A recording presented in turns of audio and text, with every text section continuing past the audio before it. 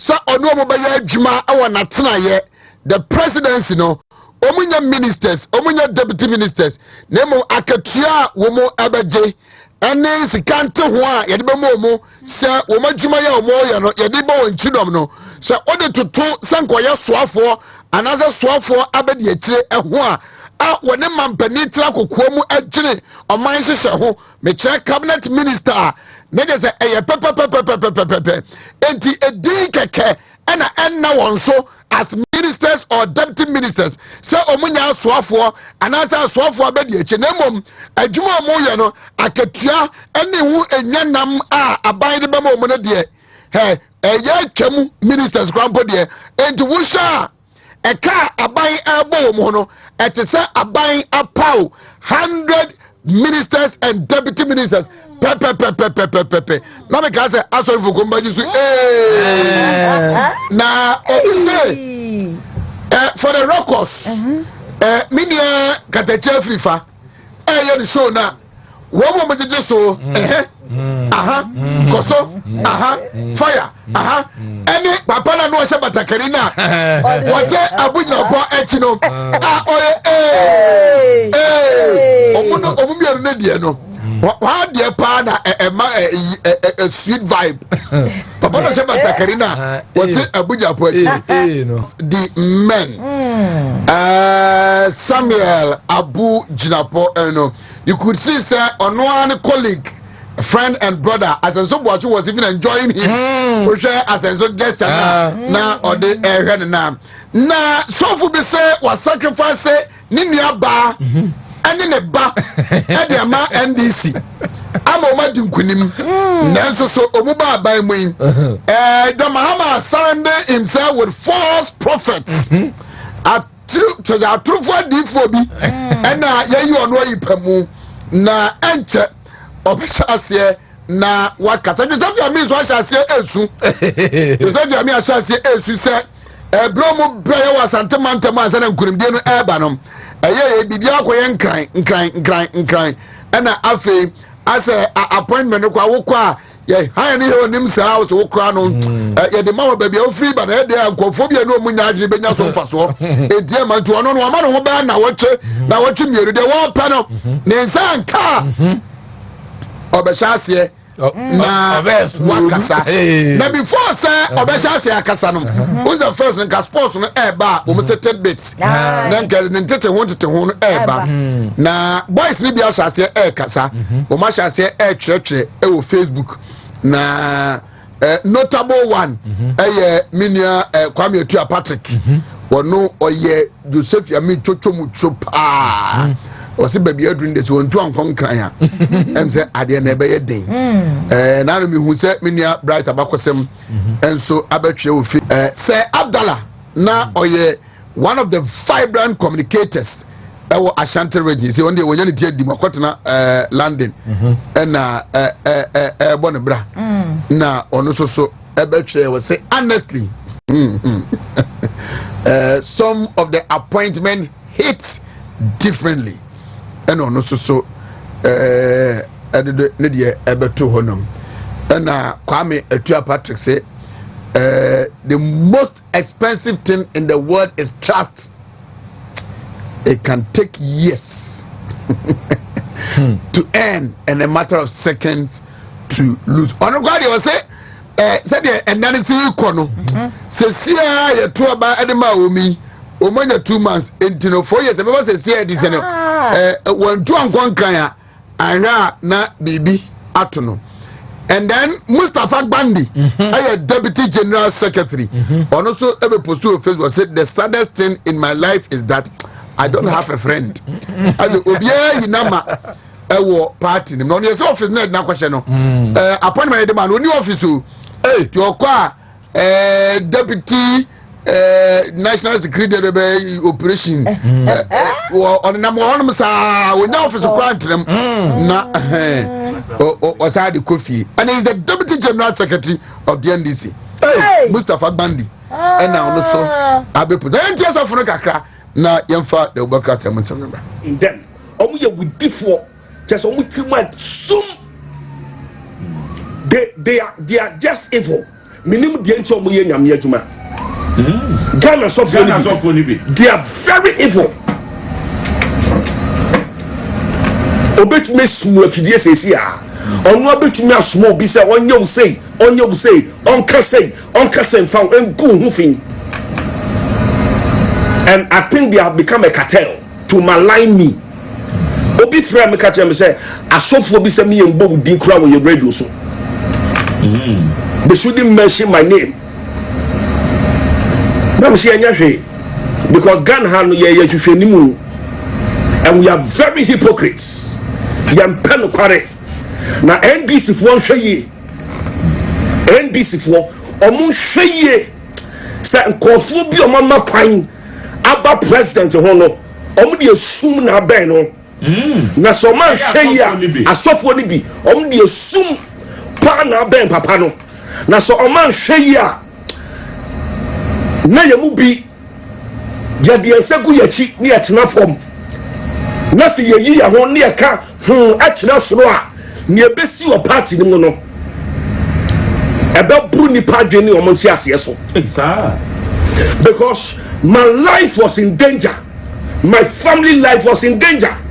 Video call viral mini NBC executive pulling agent executive eja kwanche omo so dem with honorable free yankra so dem kentem no. That video put my life in danger. I was on national security radar. Akrofo ba me fear they were looking for me to kill. Why now bow our friend is a prophet? You don't feel prophet. So she took from cry ya ba beda wase.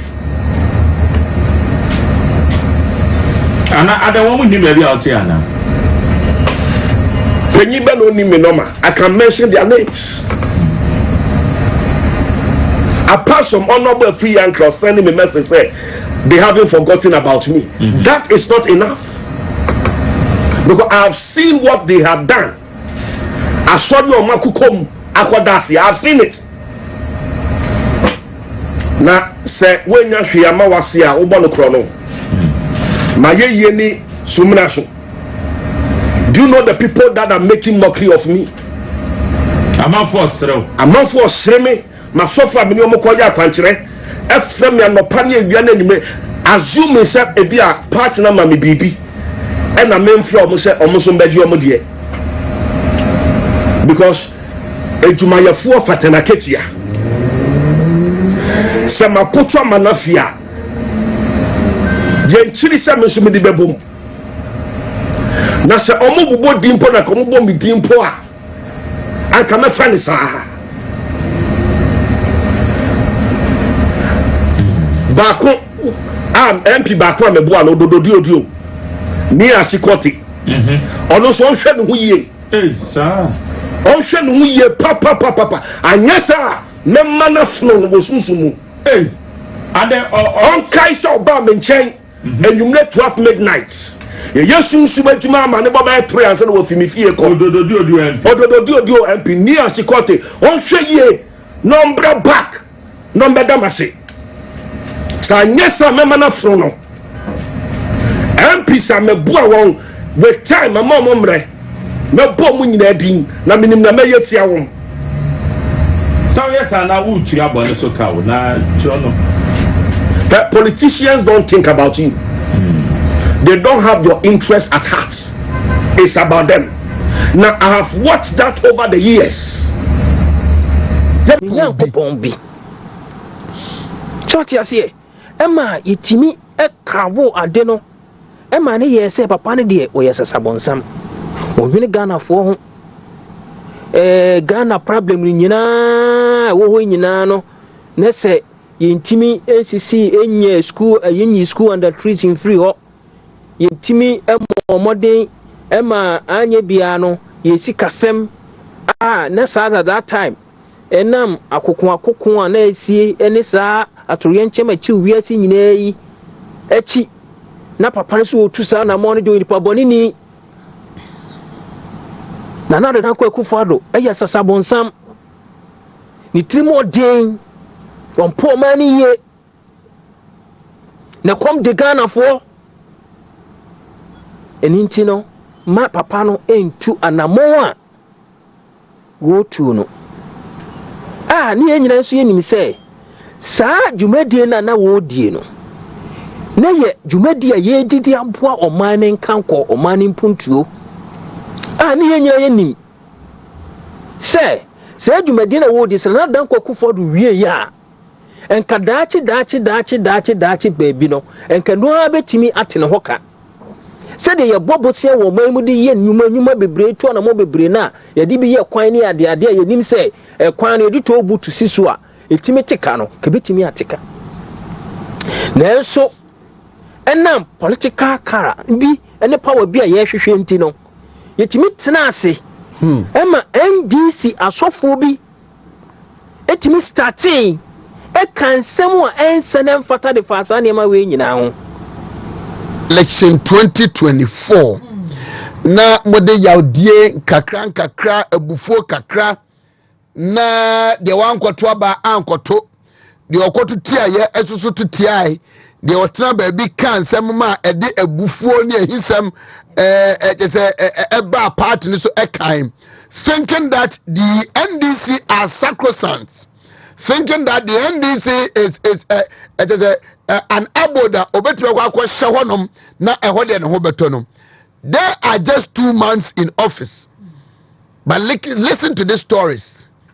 Tise woman de ko what is off no or say otimi free general Asiedu nketia over 100 times on fa into we bia wo frɛ menka sa eye wo frɛ CEO bi wo frɛ MP bi wo frɛ minister bi a wan fa wan kɔto aba ama enei yeti ba bia yeti a wo frɛ sɛ NDC eba no, they will be a friend to you or they will do better than the MPP no. These are the stories coming out. And so just get ready for it. And you know, enye papa says I man besi. But the MPP is your NPP. It is your party. And you know, you can't hear ceremony promo say men for your nkiti bi empower party no and made the empese bebo dini ebesi ene esi. Tisa wonti baby na wadwene ya wo say se wadamfo bi wo NDC mu o beko NDC mu ama enema ye asese na one people mu a these are their stories. This is what is coming out. And why you wabro? But sometimes so you will sacrifice your time, your energy, your resources, everything for a cause that will benefit a friend or a colleague. Now when you need them, then they turn their back. And so I want to repeat again. May say the state institutions should take their course. And Mrakwanso will be at your humanity fine. But sometimes Obikwa with dear Wuno or minor a man akwenya for a fair hearing. Yes.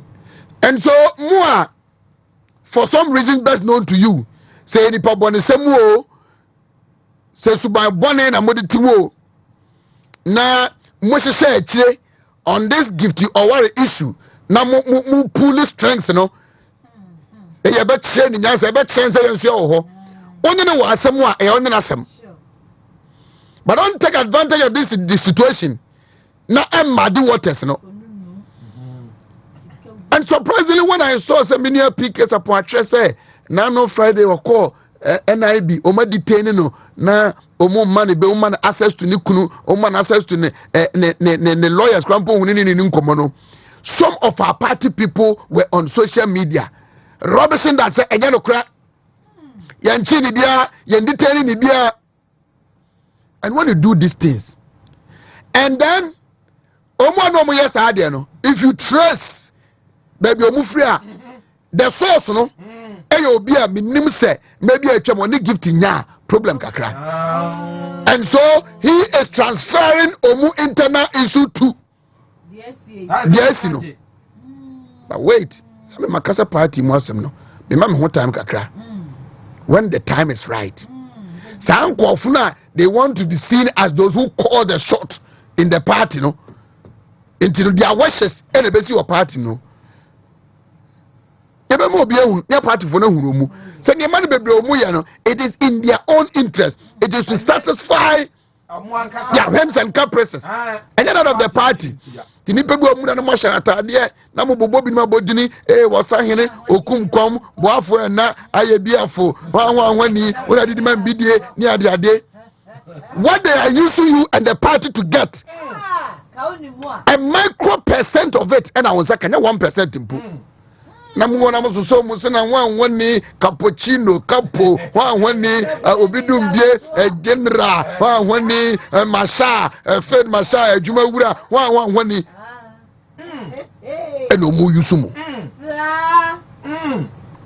na time no beso time no beso ya beka kan ni aso de me betra de wo be hono me beka me wia na batiesi abonten obi na ya ase ye ya mna be ye a norm in our body politics say utimi mafia obi a and I want to say na wo ye boss na wo na no bri for him example bi enuanu mienu ema mienu anu wo no moko enti wo no moko na no e na se baako enu obi nso wa asem enti wo so ne nua na eko no oba be boa na mara bu ni nua no to be kan na omu mienu tan ne bo no adan ya osesem ni nua na eko a ano nche se now na oba die enti nka party no nka unforgiveness ade baako a DMPP party nya and honestly I was surprised say Juma the Ashanti Regional Election Review Committee here make man site side any room send the paint me for bonenche ni pedi one near MPP ni one some sheni trim to the extent that say a wo say dey be on fan cry on fan cry nkadi so ye the odo na eye sure oh eye ebeye don't for the work at am some number but over the weekend me say hu ade bi I stand to be corrected ya to obewie former president Anado eko yeah Thanksgiving say nyankopon aka no ho aboa no na ni 8 years obetima di mampani awie na oko and no so the 60th anniversary or remembrance of JB Dankwa and also so no me hu se course both of them who former vice president to ho me hu Dr. Baumia ho what might be the reasons something very important than those occasions need taken away or mere coincidence don't speak for mere coincidence or what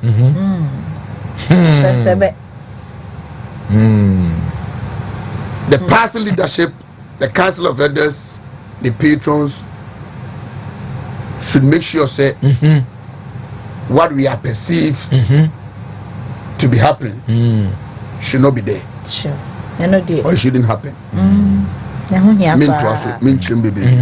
When the time is right and I have to say speak inside. You go inside it. But some of these early happenings I am not comfortable with it. Let us all hope say maybe being taken away or coincidence be a no crowd but if not let's go the if clause the if clause Kwabramen Kausumeka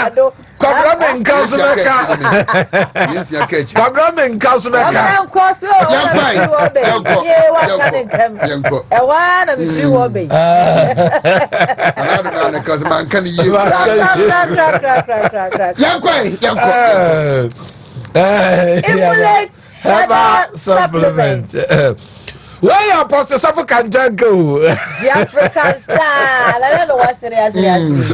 Voku. Honorable Glory, who say Thursday, Nyamia Mobile Besramo. Good. Trobu, MP. Yo. Trobu MP.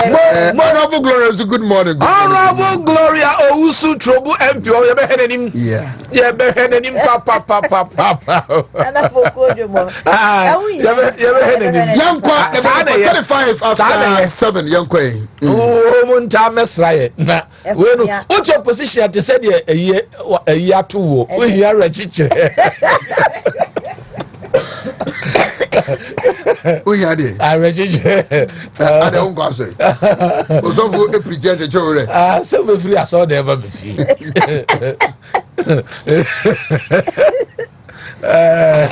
Enji asra sara. Oh. Iblet ni. Apostle Safo Kantanka say. Yade. Said the attack and da said na team jojo kwabrane no. And trust my yade jojo. Yade bay and the wodi na duro your friend no. Emulate herbal supplement. Na yadra. Say doctor declare say kofie no kowu a. Onuma ubenya nkwa. Woda yare paso a pebi nanom. Yade bi e wodi bia no wei etu ase esiesie yade wudro bi a ye modi obedwam na akawa yese na wo kwa kowu eni aduro no wo ma wonum nyina no wo munim no wonum kokoto imulate onum wi a osa ko check up a ne aka chense mo ni nyina ahye tini ya kan fo ma wo no obi anum bi Jese oba wo ma abofra nufo ne abofra onnim murumfinhye dumienu nko na nka ho na wonum kura siesie onipadua na ma wo ya abrewa asa ma wo yi aketesia wo de ya kama enti obi anu bi na beboa wo bebi atobido koji bi kokole na aka e o ashtan wo betu ndo sopo ho Apostle Safo Kantanka number nie fra no nani ni nkomo ewo 0535 112873 0535 112873 rap ni onkwe the walk out of the just not open ya de bremo ya di ni tin ko ni sisi ni ko tojo na beti na becho na bako ni na poso ya de ba na ya de wo ba de atwa tia ni aka no o b daily graphic kunini the bokrata no. President Mahama begins visit to Alliance of Sahel States. Next first stop in Mali. 2025 budget tomorrow aims to address hope, aspirations of citizenry, and then close down cement factories producing substandard products. Trade Minister authorizes Ghana Standards Authority. Yonkwe. Ama mpeni John Dramani mama. Jesa wane amama hudo ya wonmu yes ha amama no wonu omuhia no wahya ase de free Mali wako great akwa akohia enti wotoato aso enti onu omuhia hia didi nkoma enti ano ho asem nti Sahel ma no nhyiemu no waka na afenso wadi atudwa se we trade minister so for her ejedi enim finima unsem so na di atudwa kire se Ghana Standards Authority Ghana may enyumaku a wonum ye cement a enuru susudia mpempenso a wo se cement a ho oden ekokoduru no sa enyuma no wogu no wontum wontututum na no eni se no nti sa de be frame fake cement na enti wasam nyame aduma wo chena ana omai yakoma sika no finance minister atofo sende beba na wadi atudwa kire se ebema Ghana mani daso Ghana ma de hie ni daso nti ho asem no all right mami som our daily guide the obokrata anyway na to daily no daily guide Ghana Mali forge stronger trade ties. Afenyo Markin eulogizes JB Dhankwa. NSA ghost names. NIB detains Gifty Owari Mensah. She's been granted bail. Okay. GRA intercepts 20.6 million illicit cigarettes. Tapitado. Tapitado near in northern region. Chesa abayi ba ye. Nanwa da yesi container bi. America sika dollars. And the Ghana sika kakra and a gold and a gum. Yanwan say yesi one alaji bi. Adeti yantem wasem bio. Who sika no so bio. Sika no so awohen bio. Say yase no. Say akwohen. Yantem wasem bio. Nanwa da yesi NDC former parliamentary candidate. One also so cocaine worth $150 million. And also from Cape Coast, Kwanos one ma, what they can cry near Kwakwa Cheno. And also no Sam. Yes, I fed yes, cigarette. Aye. And at the account for good bit my budino. Tapping Tado, Ntiabe tapping time. I want northern rating and also worth 20.6 million Ghana cedis. Over 200 billion. And also no over Sam. Yes, a review. Yanton was a Ira. Na Papa John Mahama. Adre. You 4 years away. Don't worry. Enka. Enka white was so. Don't worry. Na air too rampant. And too immediate. The view is ten time to do. Immediate and immediately at by force. Let him say. Okay, cocaine powder. Now, okay, those in charge. Now, okay, those in put. And so, now what the other business say? Yeah, then the ban is and can't think fast. Well, now Kofobica Wombrofu, those in the helm of affairs. Okay. Kako for ya dear why I know. I was not for no pay day. Let's about a video no me why now. O sign a top now. A friend of marking. I do dean. When you must so. When you must so. Just why I can deny. What's up, Papa? And I was a new kind say. When one falls, we all fall. Sure. You know, touch one, touch all. Others keeper, no. He's living by those words. For an daily guide the day or the buy any. Yes, Ghana and Mali, a dreadian Nassisia, and Pennyfua Abwa, Ama Emukena Shano, Ayejumano pay, our crata fight or some yen, son. Na Adam Kuma, my mother shepherd, Jeffrey Bano Denny, or the Monya for Afenyomarkins, so and JB Dankwa, when the baby caught war bona bosso papa, I find it too much out whatever bore my Ghana, and mark a mammy cabino a yejuma. And I say, Yama make gifty or remain sans so. Yes, say I could young woman, my DBS is more, and no name so my detaining no in a back as your money bill, now no pay. I want someone so our crata fret or some yen son. And I say Ghana Revenue Authority, penny for aqua trace cigarette beer, and the Akaka a buono, as soon 20.6 million shoppable gangantua Ghana money. I don't pay and also a crata fret or susia. And I say petitioner. Among for mu be a church or some adequate court to Efa touching myself to Rasha Jenny Wono and they caught a boy. Martin a J Mensa Corsa. It's a court of work. And a fake at a fat or Susia, our daily guide move and above Mama. Young Ghanaian time. Young call Ghanaian times the work at them way. Ghanaian time. KNUST done invest diagnostic tool, first of its kind in sub-Saharan Africa. KNUST had to be free on groundbreaking research in Bruli Orsa. Wonderful. Education Minister calls on Indonesia to establish Islamic Medical University in northern Ghana. That is a good cause. President embarks on good neighborliness trips.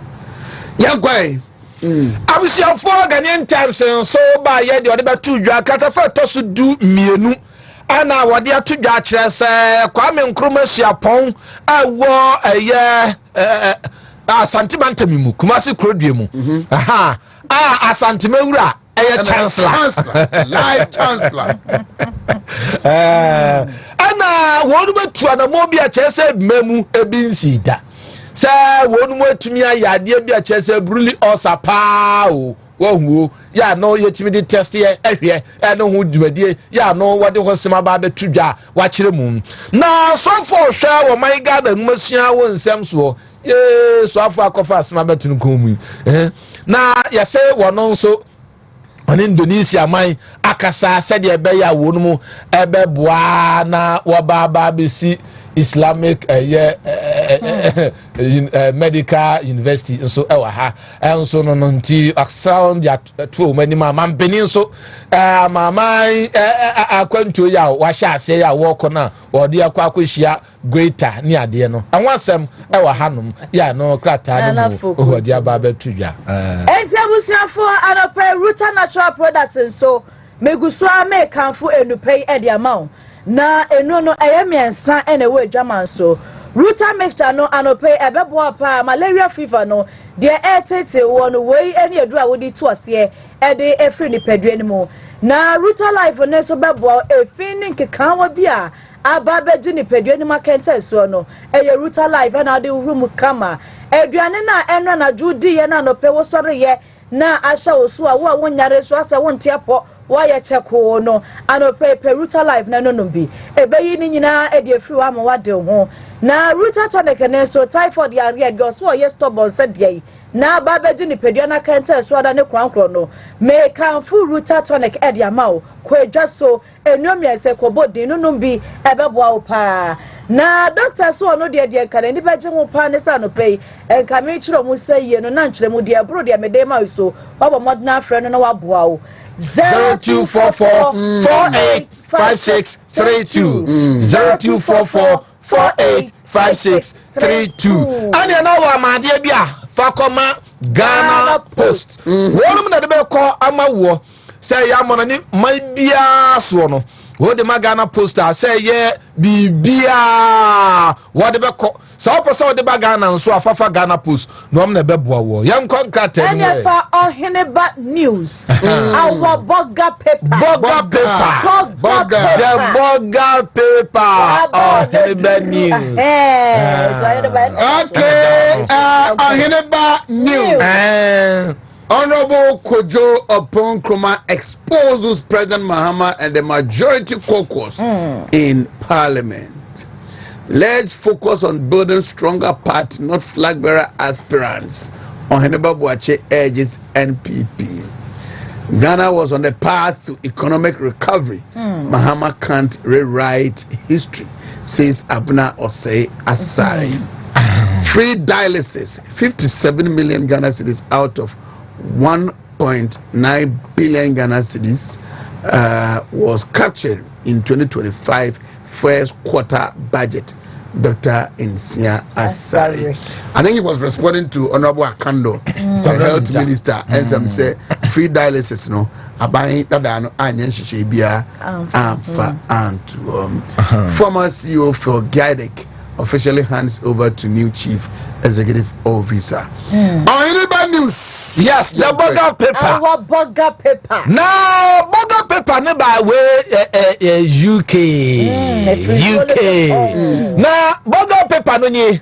Na sema wadi atudwa onimonyamfo Kojo Oppong Nkrumah kon.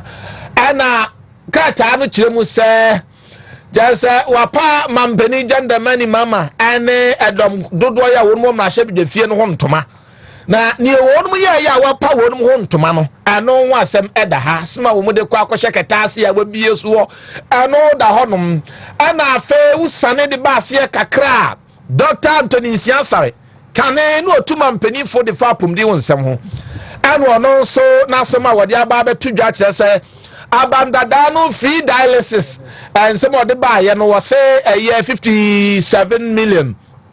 Oh, we a year 1.9 billion. No, was say 57 million.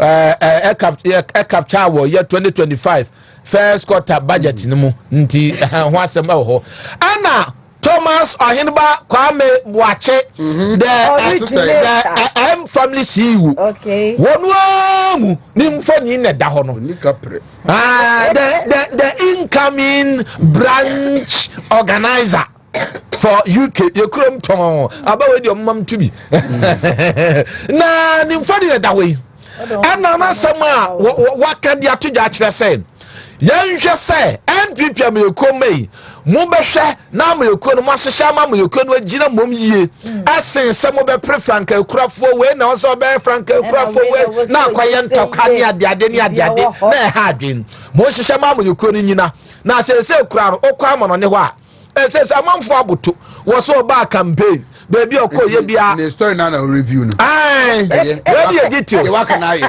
festival no yanko yani mami ni ase e de ban ye waka na ye some the Daily Statesman Daily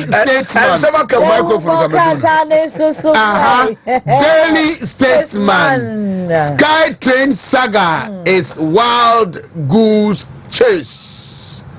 Okay, Baumia, women's contribution to development invaluable.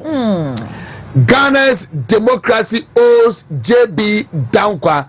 NPP eulogizes his influence on Fourth Republic. Bisa youth appeal to Otunfo over Boko crisis. But I mention minority leader Kakra at the 60th remembrance of the venerable JB Dankwanom. If you can get me the video. Okay, this is Ijina so de tuaba editia MPP aban. Yen kan shemu. Se de I don't know. Ghana for nya yen ho to yen. Se yen kan ye gina so kiren. Se fresh HS na do dan ko Akufo Addo de ba ye no. Yesa improve no more. Se Ghana for 3 square meals ni esaka. Se dokro no ye ton 1 cedi. Se cement about 50 Ghana cedis. Petrol 1 gallon about 5 cedis. And the dollar no eso ate. And also exchange rate no about 5 cedis. Internet de ye twa sika e bro National Cathedral so. Na ye de akosi eye Hajj village. Na sanse we nyina no ho eye na nyame nwanwa.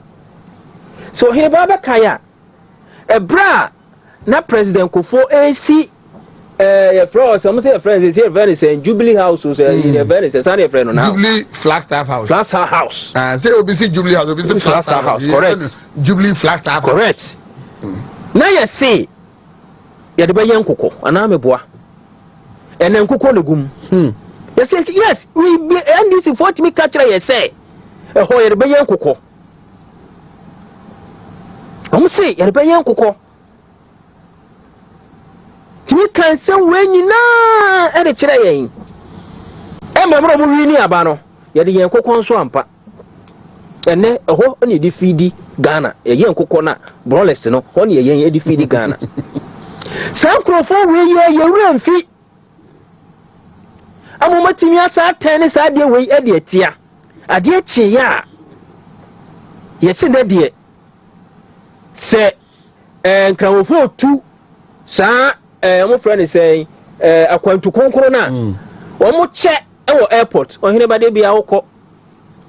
Sometimes so we transit wanya ekumfi menchiana na me wishing well na me say Nyankopon Bible na hoden enso emfa emana. Okay, the classified US documents show the CIA was behind Kwame Nkrumah's overthrow. President Mahama. I said, wow. We see for the Daily Dispatch and so the hour, dear Baba Tujano. enti owura jogati ena wadi aba betudwa se asem aba betudwa se wotua 2 million chese ediama chese sky train project no wotua 2 million wayewe and was wentua 2 million bia hute wahu enti wansem wadi aba betudwa ohonum ana mampeni so asem okoko kan ye edefa owura JB danko aho wahu kwan ya efa so emo ema wotu ye osajefo Dr. Kwame Nkrumah no wo chem kire se kwa omfa so tu no o se CIA America fo na wonum ta kire bi na mawu ade bi minim se AI bi abo se yo na America fo dia ye news se Ghana president say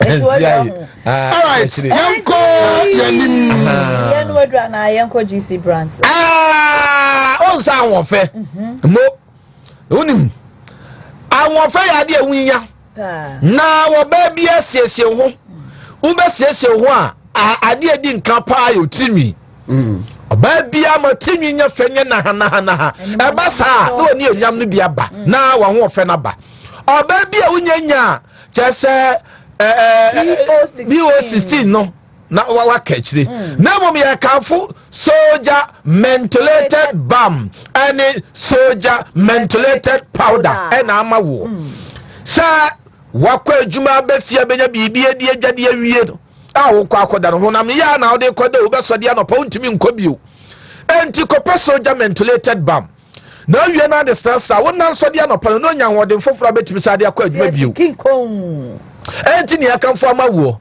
na soldier mentholated powder ne de nsansa ebe hye no na ho atoko baby ayeton duro na ayeton ku ne ko bisa pebito na yenko gastroy afa uyafun yade no mesra wada aduane to yema na ubunyam esanse osa ewo so nyento so se me osa na osa nyawdia so so no so kra ebia na ofura yekapu uyam so samforo wana wadro ye fe no gasto mister eyedu papa se anyway ho dance die bebrebe kantema na uyoba na ukọ afichire a wote yawo uyoba enna dodo asese ode kọ afichire no enna no enso ya bisa ho se mojasu fi aka no ewo he na akoguo wonwo ebe timi a hawda bi nti wadro pa no ye frɛ no menso plus mesa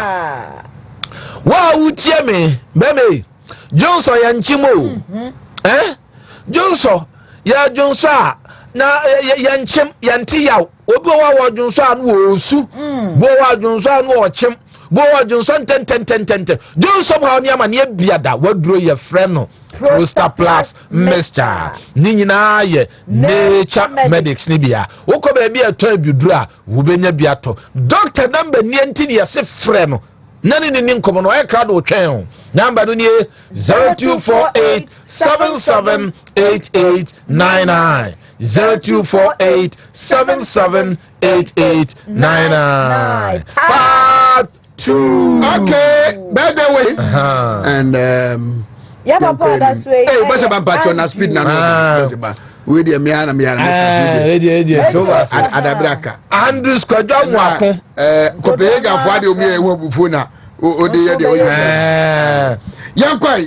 Yeah, Papa Andrews kojo amone da so no. AKA Johnny Cash. Papa e body deep na ya say we polling station chairman. Oh, okay. Our Republic electoral area. Community 4 Tema Central Constituency NT no Papa Neda Johnny Cash.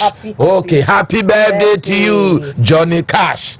Ana we so Ekuma Mrs. Docas Boache Mensa nurse ewo Edujama St. Edward Government Hospital. Okay. Eti ya nua bema Richard Boache Mensa. Na mention St. Oheneba da bia St. Edward, St. Michael, St. Juan. Eti Rich. Richard Dono pa. Ana way also Matilda. Matilda was student at Kokofu Nursing and Midwifery College. Calvin say the young politician. Baba so man, happy birthday. And Gizo so na that's one. Gizo.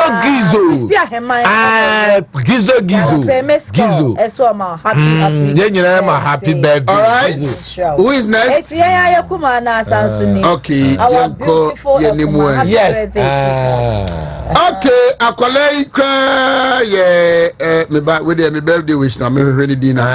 Me ntimi mo ni bo she banya botema mo. We dey me kura ko to dwum. Your friend Sonia Nana Amadufie Apia. Sonia Nana Amadufie Apia. Ene ne birthday enti ne maame ene umuma kanyina okosku okom. Okay. Okom International School. Okay. Enti ne maame na dufia for ne wo fa gagai. Na gagai see omo wish me happy birthday. Eti akwes what meduku ni bintano pe Mr. Kwabena Asiedu. Ono so so ohwe live meduku ni ya Mr. Kwabena Asiedu. We dey so Oheneba as odina o. Ono so de Kwabena Asiedu. Enti meduku no a night of his glory. Ewo City of God Chapel Wednesday and Ebaso where why clear for sorry into why clear not sorry enti na pressure does pressure yenkai City of God City of God pressure and rather me kweshia akola bi ewo Yasantos Girls Near High School friend Victoria me na baby me na me call Desio me call her Desio na aha ma men ka di we in fact Yasantos ade no mo ye na nye ade system now omo putting in place visiting day ukona enye unim say enra I spent almost 4 hours to school mono me hu Desio I didn't say me hu no yeah wo Kumasi high no visiting day no oh sorry I just saw dormitory and I said what question in front of your dormitory or your house sure it is obi ba rewa oba no drew entrance wa no aka we obodin no wa che house awo and then somebody leads him or her to the house and I said dormitory and then the dorm prefect na say omo what duty on that Sunday no come to your dormitory and then they call you where the rescue mo ya chemienu on your right form 2 form 3 4 on your left form 1 form 2 4 and one na them school one am say and dormitory so ya tutum to be any dormitory their classroom omu ni ho it would them school one bachelor say to ni ko bombu nbu a na wa hu no obi ka chem say oba 1 pa 10 me fi oba 4:30 no hu ni ba no ko me na me chi the whole day my hu Desio enti niema me de come no o sa de be and na ne house mistress and na edikoja na say ohuna na wa de ama no how can this how can you go through this stress first I understand say na omuwo saring bi the announcement omu say omajaye the ga kwona won akwala na then you go there no my announcement somebody they animate you ka prompt na nkwaba where the omu say omajaye and na me chiri school mu ho chiri about 4 hours so my mother is na me fi oba afi no for so no ma me so kosra da bro no so ahu no me ba no I heard a parent on phone say ono ba ho be 9 as 10 well hu akwala nti wo ko back na say akwala no ni chop down se bia house 1 house 2 house 3 mu nyina mo ntra house ne dim omo ba then they walk straight to the house and I said bia oba report at administration block and then somebody come to call akwala no ohwe na fine but say ya job no mu nyina na school mo na wonam kele wonim ba bia wo ko hwe no o metina select house for her so always me hu no ha over always say oh you me mate always na me no house to say I say girl school kwa tu ya be ma untimi o metina select house prefects no na nke bia visiting days isa no it is too stressful. I mean, I said you are not the abua wumu. No ma ba ni mu ho nti ba oba utimi born house then na o ma bo na ye. Yeah, do am gum sa ankura bebrebe we. Na I na ma na me akwa bi ekoshia crown of the Victoria. So when who that's me who Victoria. Okay. Me who now share me say Mr. Oheneba na me say yes. O say ne nana che say say TV no. O so no hear program nkwa nwe ya oni di. Na me say wow.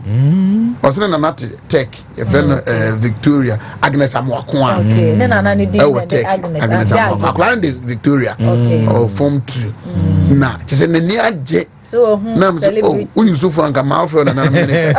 Oh. Na me say I see.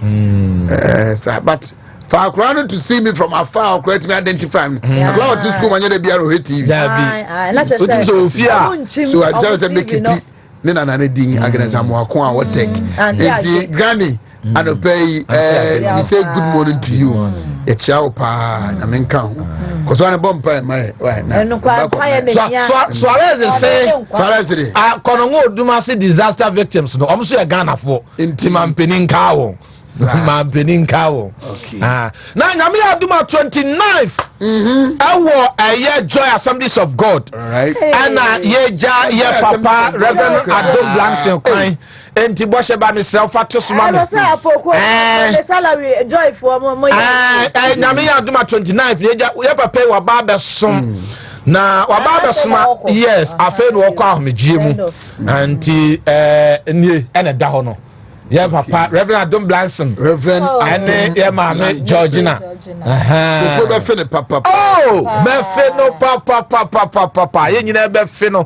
Papa, na humbra sia what do just say, Tradia phone in our kind, within car some what Tradia. Somebody of God. Retire cry. Or retire, Kona Humi Jimu, or best some and all the Kona Humi Jim. Tell me about 29th. You invited the phone in Asamumra, a Buakwa Mao crew. Assemblies of God. Now, moment tie Chinian Papa Quine in your face. All right, you know. Okay, Ghanaian students at the promotion may have some piece of good news for you. Good, and it is coming from nowhere. Yes, educational center. That's right. Umu atmi anya omne some universities. Good, assign MOU through Globe. Lancaster University Ekahon and Durham University as a Kahon Omo offer £10,000 scholarship. £10,000 scholarship to postgraduate students. Mopesa moko ekusuya de honum na programs ni bi August ebi so July. Okay. And the Globe Educational Center say obia kwanya no e de ato Mumra no more apply and famamu. Omoabe facilitate Eddie Amamu. Wow. You stand a chance of getting £10,000. £10,000. Globe Education. Where connection might be a say Ubetime approve say student educating. Yes. Now Omoa application. Level no a postgraduate. A taught program mode no a full time and just 1 year the masters no course no a science masters technology and umu ehwehwe enti mebacho globe for numbers no a 0548 393 600 0548 393 600 and I'll feel 0244 78 3000 0244 78 3000 all receive students. Yes. Now obey application the moment to major foreign universities into Brene Odasu University na pese ukoto aso amanania otimiyesa na ukwa level 100 akoto aso from level 200 afesu su and we use in high school na person ukwa masters program na person ukwa PhD a Globe Educational Center everything ever foreign university a Globe na Globe credit akonto obia o So be full plane kwa dia akwantu ayefu plane. Whether you are going as a tourist, whether you are going as a visitor, that's a okwakoye adwuma bibia a group educational center. That's right. Dani 0244783000 and then 0548393600. Danny is in town. Danny is in town, and I'm expecting him. Yes. And then the team no say Ombebe Kumase. Danny. Yes. Globe Educational Center. Good. Mama na me homra na me ba lawyer John Darko, Dr. Solomon Kwati Fuku. Over the weekend, what is happening? Ewopechi. Dr. Solomon Kwati Fuku mame eye. Eche se Manson Kwanta MP. Wa kodua Fuku ono so mame eye. Eye weekend. Enti yebeko. Mame na me homra quickly me ba. Yebeba. Tukwa bi anim. Bi obetimi ade day. Tenso unya airline amo policies ni akwa na o makonya hotel kwa mo wadem. Oh yeah. Enye nwanwa. And I don't think say Kramoni bi abeka akira wo say yi akwantutintin na konkuru na wo ko. Oni nipa na efa the same. Ayi na eko. Onye happy. Yen nuanom kramofo yen time kramo because yen nyina no sabio yen nyamesom na yesom.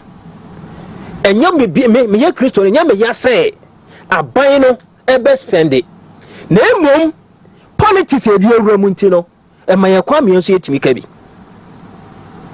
emaye kwan emi yesu yi nyina yetimi ka bi anya bia sekramoni bomb pass obako heaven na meboa misime Kristo ni misime bomb pass misime ko heaven enti na prevent me say yeso nkia Israel ya yekuri enke yesi behwe say afi bia nkramufo Kristofo ebetwe sika mo mako we dey aban spend aban etwe sika ni bi ede ma wo mo eno na ye na adwen say se be nipa bebrebe betimi akono ye nkapo no na emom percentage no ene so be dey ebeti se be ye wo betimi amiti halfway a na okobi ndc for be no so o makapo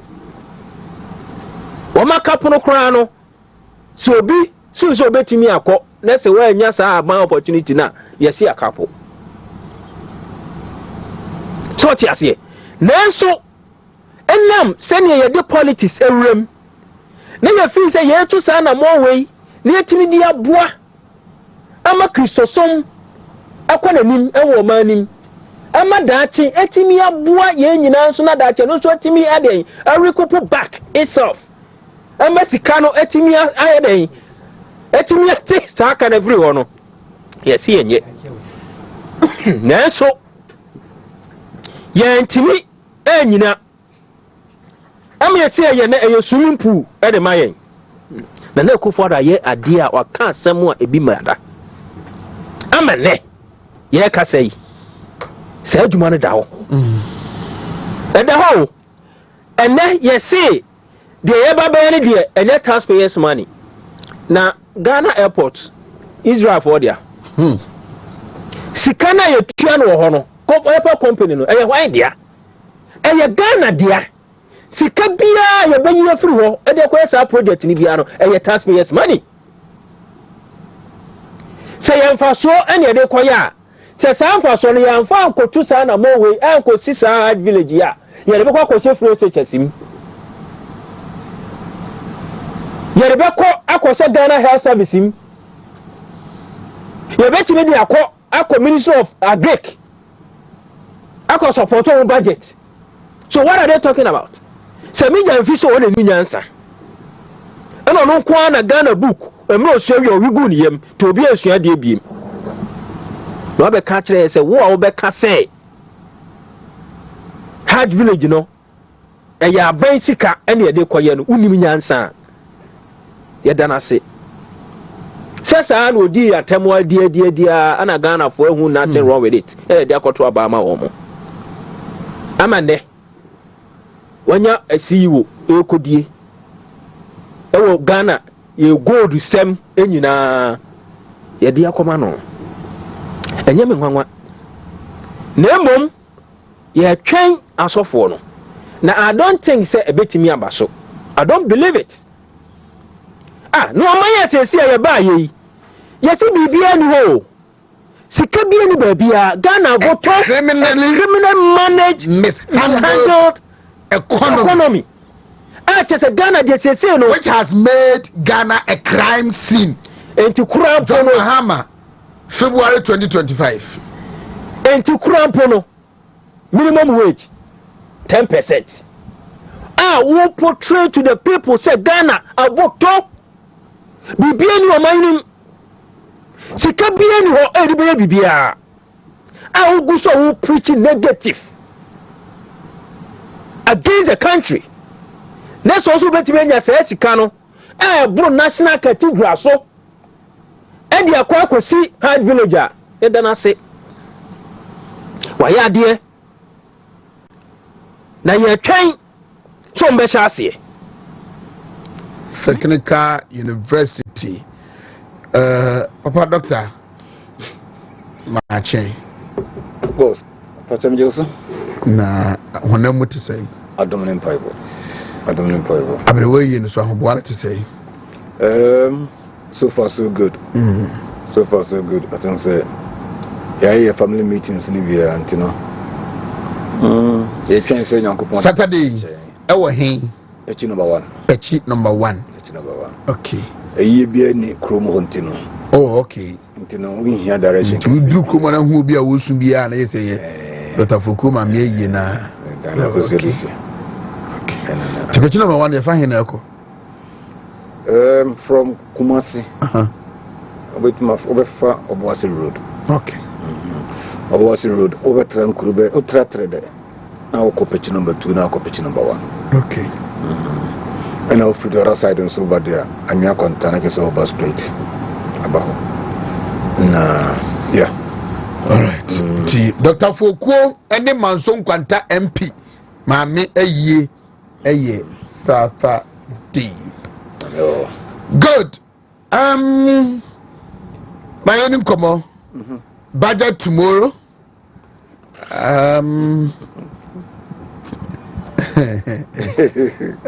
Parliament working committees formed. That's fine. Oh brother, you know come committees better than so. Committees I think 2 or 3. Okay. I don't know. Oh no. Ranking members, first deputy or whatever ranking. All right. Okay. Ranking. Deputy ranking. These are some of the issues. JB Dankwa and the 68th remembrance. Okay. And also ACOSO then the contribution to the Fourth Republic. And so our honor. Finance Minister said wakwe engage a year 24 no didn't come Saturday after Friday cabinet approve budget no na Saturday okushom so okojo majenchire na budget. But there is one thing that I want us to look this morning. Okay. So first it was, and I'm happy Foucault is here. First, it was national security for whether they have intercepted, they have impounded, they have traced, they have catch, and I said, "Brofubia, people me say containers full of dollars, cedis, and gold bars. Basically, yente who be biu. Nano other last week." I say from Cape Coast to Accra Road, and also cocaine, parcels of cocaine, suspected cocaine, worth $150 million, and also almost say former NDC parliamentary candidate be, and also suspect say, and also no, basically young thing was in view, and pay newspapers number report say illicit cigarettes worth 20.6 million Ghana cedis. And also northern region honum baby. Dr. Foucault, my worry is when some of these things, these stories begin to come up, say. When I'm in Chelsea, I'm in Chelsea for Yankase Saturday, 15th for the day. I was not for you 90 memoir. Inja, the mamma coin. And I could see the fee. And I could see the fee. I will pitch number one. You bet you will be in the Mompa is the Yanko Poma, if you must empty. I don't know why I will start to pray, but no say it's worried. The young one in as a poem. I didn't say no. No, sir. Regime be about on the priority. On the priority. MPP regime, it tries on fight it. Friend is drugs in his illegal name and you fight it. But we don't attention needs our side of hope. Attention is outside. So also the cost and you've been the about Ghana today that because the national security for near night before any abra woman and go fear no bedroom ne woman washroom share umwa sebe umu suspect so mo dibone and as my form man sika na sanya manu de you see sanka umu is serious ubia we sika ye dinasem ebuan for 100 and something million Ghana cedis said nam come up court of competent jurisdiction ebuan for say fanin tum munum so te US ham nkanye national service need there mo suspect mo nyan di na sam kra mo sano sam ko he na brochire usi ya machi na kwese baby we the think a low hanging fruit ye di asam na bibia wie go and bring her. But I'm not interested about that. You know, anything that is the mistake most Ghanaians did. This NDC government, you know, obey obey anything to favor the party for, then call for, then you do something small, bina amount for the donor be dinechi. No retain power, and as a matter of Obama. That's the strategy, you know. Oba is the political on the side, no one here. So Sanyama we say sink of be akofa gold. Sikanographers no say fake me boy. Fake dollars. Any fake Ghana cedis. Na so somebody be gum ni edi say because edi na be ko fake. O kai say drum be your mama time back no. Na 50 Ghana note na. Focus over at the point in time what the toto ho ambon say. Unya hodo be say 10 to 1 na bia size. Color. Size and as a fooding in a differ. They differ. And so young one about cry, a young about cry. So who the echoes of Galam says here. So Gina or was a road in South Carolina. Let's say, most friends a payload or saying low bed, so papa payload. Say the Sanaka and an excavator and your balcony is only 2. MPP town among for 2 Galam Siba and one. We power authority for saying the last month or so. Galamsey El Koso when she need that area hono. It is putting the Bui Dam no in danger. When she area on the food basket. Yes. Tom the record there. Now you know because of food inflation also. Now by your home be it's a joke. It's a joke. It on the Oba so Oba no be reaching in coffee. Any other means be any means be because some can say ukuma buanu wia ombeche. And now my house here. And there no contribution, no chop. Into omoche.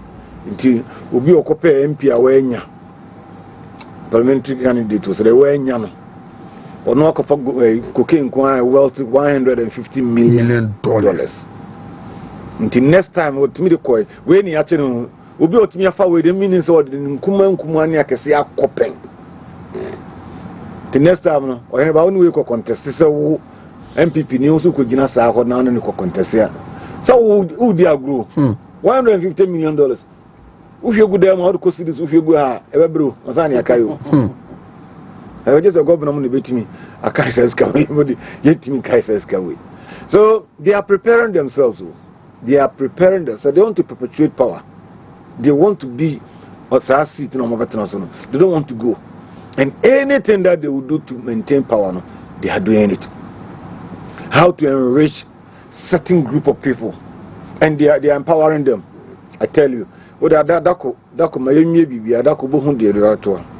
are empowering certain people economically, financially, and then they are empowering them so much that do time, you know, untouchable.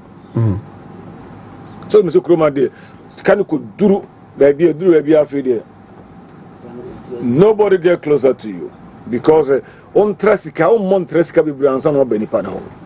And that's what they are doing. So whenever tell our people say they should be on the lookout. They should be on the lookout. Selective justice in the day. Munya Muntiasi say Ebecosa one of Munya and Mudi Diagro. Selective justice, no, Ebecosa because they don't care so much.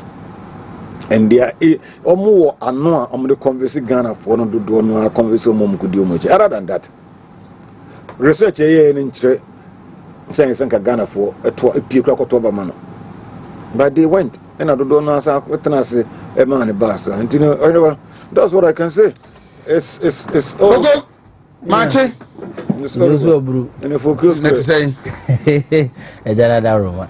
Good. Another Roma. She I nache. Go for close what you know. Hey, I need. Moment you. Dear customer, wow, I hear you national security pay be an young one. Say NDC Basso. Omo beso omo ya ade bia omo shada ko chesi die mfaso ni so na amana beluki se de omo beti bia no e bia sa na bewi on sa fake dollar ni ade ade omo so omo ko hu yi na eno de o ye adwuma wo NSA most of the times unya o be hu sa cases ni bi ya na these fraud boys are omo ne nko for chat ni ade ade no they create something na omakwakoy but when they see you know they only per the some of us have heard no near there no actually say it was one of those cases but not rare count but omokovane say you be na on the fraud boys now as me war be Afghanistan na say you see Ukraine war no war Ukraine ma ko PS ka bi say so it we this ka bi say ba scan Ukraine na that was the case and omodi bia de and me anya me nwanwa ye wie ye be hu tamale set enrade se na tamale ku no garate ni cocaine ni uhwe hwe de ma na ekoso na eya party bia ba power ye ngo for mo sponsor. So most sponsor na party ni nyamba power e wo so omo te omo ka enti eniema e cost no should tell you say aden na niema we NCC NPP time na na ACC na minyina kwanya we su kura nsamfa asidama nyankopon ma chama Wontumi didi amega se memfa because say ni hu sane first I ba ha be di nkomo proud to the election ukobia na obi butawa na galamze e cost aden na Wontumi nka eze chama Wontumi na aje concession nyina onu na aje concession nyina na ote ha na one ne no Oheneba omoma obia na o magic kakra na wo ye galamse no asama na ekono no edi nkofo na o mani abre ye ga etu galamse ezu sa nyina anim se chama Wontumi na yetu ni tusa tese mi busa o chama Wontumi no onu na ne ma aka abom na eze galamse ni se ekoso ana so hu ade anyame aye ekuwa no omuku ni nyina na nya se galamse na no obeso omuku they felt say NPP camping say bia chama Wontumi e na age concession wo Kumasi ne baabi e organ na ha bia e no no na cheche ti asem no because ukwo no obi busafu kwa na galamse munya ho ase mo boss na mse chama no kra no apart from so so concession yes new month mo de na opeso wo ye bi no minini za sa galamse ngitingiti wod na ni di akiri ene ono kra o kasetia o ka dai obi antiase ene the rare galamse campings no in town ene they are in town so what you say na ya me de na no de see enche ya na video e cover viral omo chi omo anka se Mahama bodyguard asam no ana me to say the rare and then I will win traditional authorities no so no etwa wo MP ni 3 so NDC MP 3 so because don't go yeah che say ohun so bi ede yi soso kura bonifie ni mu kura no ye adwuma wo fam a obetwetwe ma Wontumi dia be hyem no ene de okwa or say he disappointed in opinion leaders, traditional authorities, and then the Ghana police administration. Ghana police administration, what was so papa and dampare? Nyame and ye danase. Sir, and then the forest first, Nidia, or Bofors Nidia, or say, and this NPP Ashanti regional chairman. So, anyway, me, I dear am a depa, say, Baba, say, you lose a baby, see her. Menkasa already be aso. And me who says they say last week or say as I don't go it to one says Thursday as I say I know I Ruby or DB and that's how supposed to be and yes by no or baby mine and course no or money the pakwa ye di it's media me and was am NPP who was sunny organized labor near the idea no be so mu ye nyina no and na obi ahum say enye sanity and I'm very very happy. I'm extremely happy. Sir, and kakran. Man, I'm gonna go and say always give time some time. No krebi a dead, you know. Would ma a mre kakrabia, a bebum. Oheneba, me de sa sedana manya nkopon o chama Wontumi ma mento aso.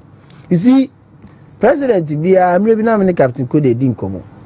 Na me say papa, na mamu okura ye timpintin kwa ye politics e dia pa na ye hwe. Ozufoku or how are you come Ghana hano? Eye uhia. So your president now ba o mandate ba ko pe kwan ba so kum uhia. O strategy ye mienu. Wona wa free hia mu no. Obabo o mama mo enko hia mu biem. Na o mo wo hia mu no wa bo o mama ye dey. Asa free hia nim. So what ya so mo wo mu no. Wa bo etu wa ni ye mienu pe. Now we here you say be ready budget.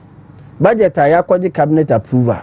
Ewie yewie ya makola fo timuza mo say eti makola fo yi so wo ka say 11 no mama mfa ma na say mu ba be increase ni wo new budget ni mu a mo be kwa akoye editing ana possible ana Oheneba me asem no mentiase some ka say Ghanaians should brace themselves for this populist decisions and activities and this for be no so one do asem no mu ya I'm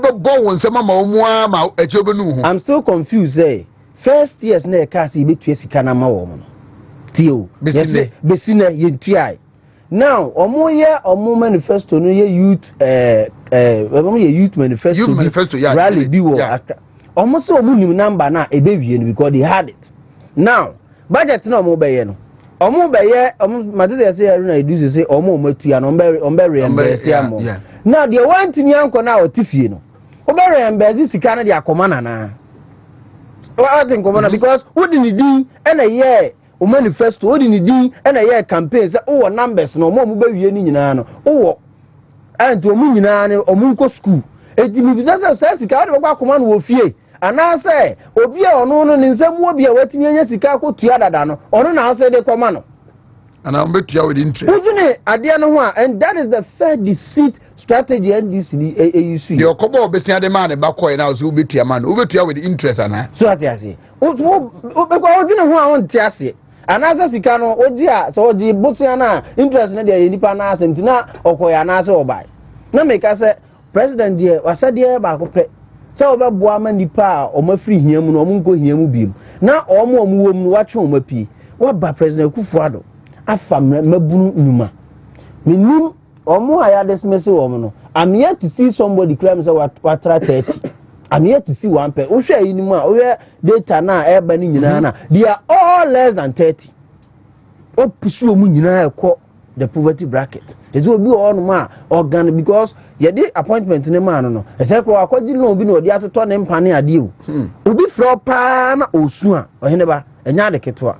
Na aseda ne de be manyankopon se eniema na start yeze ye bompa ye chena hwebe de wo mutiri mu nyina mo first impression ye baba be gu ho de wo nyina so mo betwa 11 so mo ntwam because ye ne ye adwuma report ne de oba na promise taxes a entes why na yenim se ohun be fa opa because Oheneba port na ho no so also and they contribute to about 60% of the revenue. So what I say now, this e-levy betting tax and COVID no. So about almost 20 billion Ghana cedis. 20 billion yes kaketwa. 20 billion yes kaketwa. Ujina osa sa tax ni nyina obeyi afio. And a port so the end ya no more the access system no every Tuesday be more update o mo niam na. It Tuesday no ya one week better so mbeti. Say you dey beti me but so the baby. Na if you we ya na ye behwe. Ni ya say wo be dey because enema wa promising so many. So many o. Me tweet now some say hey and this be no be magic. I just want to say omo timama the richest man crowd and the driver there. Ebi ana omo sika bi o ba bia on te sa asem there hen omo si Ibrahim mama richest man so na ye president shefa on te sa asem so na ye president driver you have a security background. How do you see that? I think that they don't know what they are doing. They don't have any that's what I mean. Say imagine say it was Gabi or Chidako. They don't know that's something be there too. You see when the president is here air driver man penny with a presidential crown presidential badge no bueno once say dey na Captain Kuda na dey anymore on na in charge of it. The moment Asemubeto president ne pe no sa director of security no e dey be friend to what I say no answer my national security so as the national security coordinator na akọ can say minister for defense because I was nipa na oye no owo sa background so what I say because nipa the only security services no the man etna president ka animu no ni soldier ni na odina da chi no it should tell you something. So what I say it means someone said director of security at the presidency no I was by now ya fire no I was by now ya fire because nipa wo to president can is he on your payroll is he part of utim na what they konana and what the oya nanya from regarding no muko they are going on official duty official duty it is a director of security no if you are a serious country by now he should be fired. Whoever is the director of security for the president at the presidency should be fired. The national security coordinator should be fired. Defense minister should be fired.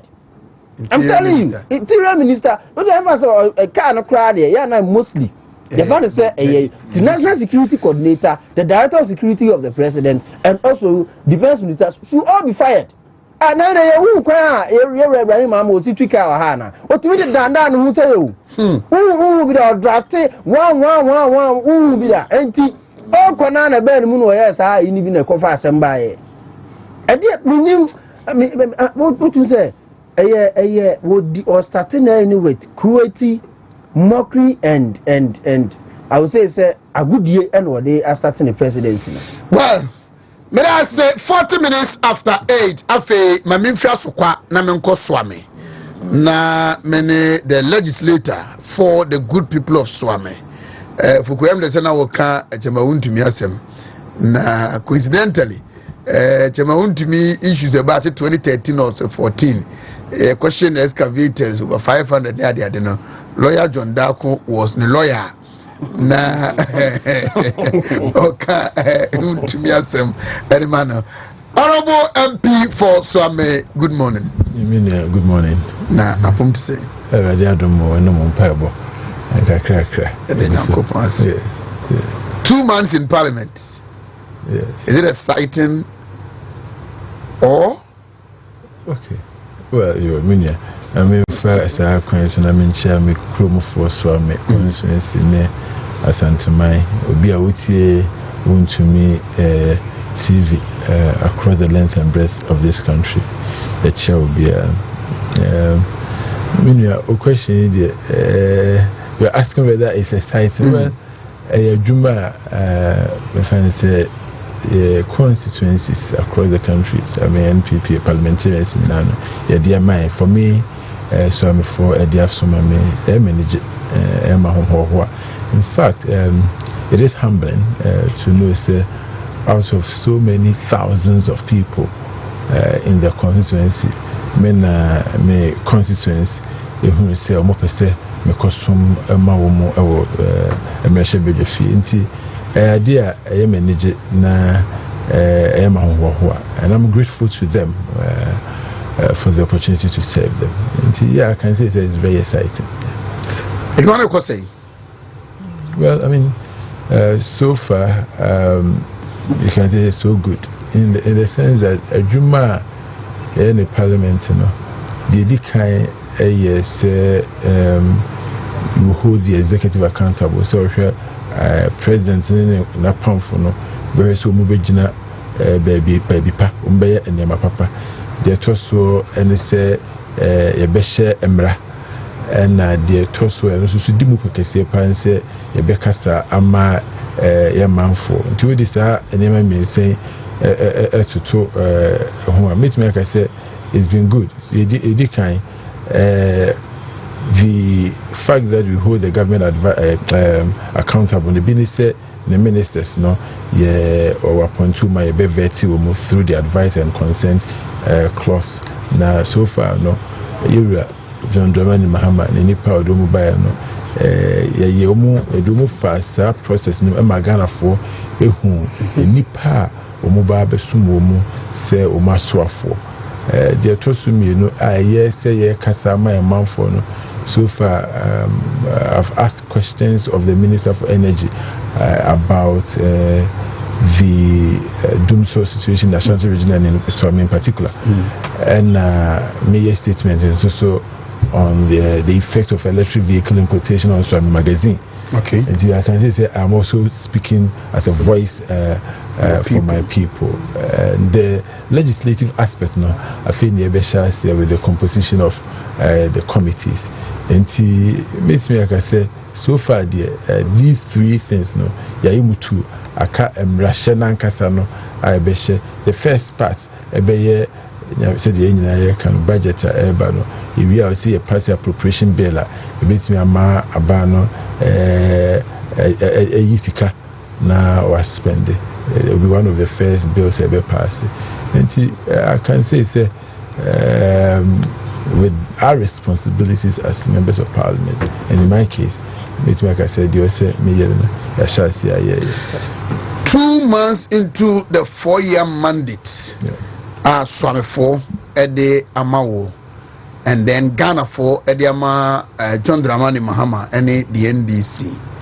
Issues of national interest and some Ashasi Koso, termination of appointments, chasing perceived corrupt government officials in the erstwhile administration, the subverting of, so to speak, more parliamentary orders, standing orders. We see you say speakers in there be mobile minority, no. It was like you have your say, they will have their way near their day. How do you see the direction of minor echo? Okay, so I think maybe let's take all the issues one by one. What do you call termination of appointment?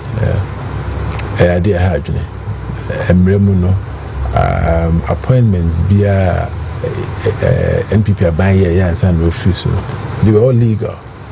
And unless you go through the Labour Act, now or first we terminate employment, now they are terminating employment of these people. Any way of terminating the employment is deemed illegal. Be at the Assembly Court. Now Parliament, so we wanted to engage in some form of parliamentary inquiry. Speaker at the time, Speaker no say a dream Bernard Ahiafo release a seminar a Supreme Court today into me and Kabim. So that matter for us in Parliament, as long as that ruling stays, it's a closed book. But a idea more or minor if you say any part umunya employment ni na Ghana for no more apply for all these jobs.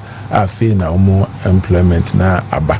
I may just say yes abaya na office no boni bi na or the area abaya ebe nemum na or responded to the needs of the people. In fact, we had nurses ni teachers na cry na umo associations na ka say umo hia say any pan and there's no need to withdraw their appointment. So on that score, clearly you can say we are on the wrong direction. Secondly, the fact that as a HAC, the former government officials, as if so more aye boneno. Again, let's analyze it. Maybe the immediately say on my say say obi womuna say or your man bonny I say mrano ɛne no ɛdi asi ɔsɛ ɔmmara no ɛne no ɛdi ne mmom ne nyinaa mu no na mmara kwan so ɛna ɛyɛ sɛ yɛpɛ sɛ yɛhu sɛ yɛfighte kɛtaasehyɛ ɛne proyɛ a yɛko atia kɛtaasehyɛ ɛne proyɛ deɛ na ɔsɛ yɛyɛ ma obiara hu sɛ adeɛ a ɔman no yɛpɛ sɛ yɛyɛ nie nti deɛ ɛwura John Dramani Mahama ɔne ne atene gyina ɔmo yɛyɛ a nipa a no mu no adi kan di ɔman no dwirim ɔmo cases sɛ ɔkɔyi efiri hɔ na obi te sɛ Johnson Asiama owie ɔsan yɛ ne governor no na owie na afei osi wo bɛkyi obi ɛwɔ abanda da anim a na wo mabro ni bɛka sɛ impression bi sɛ wo no wopɛ sɛ wo deɛ wo nkurɔfoɔ ma ɛbɔ no wo bom ho ban adum bɛhyɛ ontuma na bom ho ban na abanda da no nkurɔfoɔ deɛ wodi wani si wo mo so sɛ o ma ɛbɔ ne ɛyɛ saa na ɛma the image and the fight against corruption enya the kind of momentum it needs because look ɔman kɛtɛasesɛ ne proyɛ ɛdi enya paa nti aban bi ɔbɛ biara no ɔso etimi kutia saa adeɛ no na okun etia kɛtɛasesɛ ne proyɛ deɛ ɛnea na ɔsɛ woyɛ broni bɛka sɛ even ɛnkɔyɛ sɛ wo deɛ na wakata so na obi deɛ wo bie so ɛsa na ɛma kɛtɛasesɛ no ne kon no enkoye. So when it comes to the fight against corruption with the kind of withdrawals etia government officials under the old regime, Mahama, the former regime, clearly shows that Omunya committed to fighting corruption. And for me, that is a worrying situation. You mentioned which one was the third one? It's a two question. So the third one was a fee honomono. Yes. I mean, more or less, there's a version of our standing orders. Look, your standing orders, by the way it says, then you're bit me suspended your standing orders. But generally, I say for consistency, I say standing orders, it's me a year. One of the things NDC they sought to do you're fighting against the fact that we share from the first parliament 93 up to last parliamentary now share said a bad debater a nipa debate on both sides no motion or so 5 a debate from the left 5 a debate from the right now I feel by almost say Sadi and Yancy Sano say new ratio. The name is Mumu ratio. No more doses in the Munti. It is a nipa, me and Saka saying DC and Sana Ye Mubako Abekasa. Look, we fought against it. In fact, a day here for you, and say, implemented our policy. No, all of us in the minority, said no business will go on. And or suspended parliament. Emma, Speaker Babi Nemo and the buyer. He listened to the argument and he says, look, the minority is right. If you come to the popular saying in the parliamentary democracy that the minority will have their say and the majority will have their way, clearly shows that or see the Timi Kasa, the one see a Bekasa, the Drew Kasa and so up so by J Kasa and free in chain on per se, the Bekasa, na a hard drain. And it's a idea, a non speaker, a idea to rule, and it was fair. And you use precedents. Presidents when you actually say Ubia Kasa an equal number of people from each side of the divide and the Kasa, and on that score he did very well. The other areas that they had tried to change our rules in their favor, some of them are really not for me not big issues, but our leader Afenyo Markin has done well. He's done fantastic holding the fourth, ensuring that we can only get the right thing. Look, the last one, and then I'm about the fact that also to me present a statement motion on the termination of the appointment of these people, and I can say this gentleman, sorry, honorable here for it really say. Only the name case no Supreme Court if we say Nico say honorable from your market also moving the motion.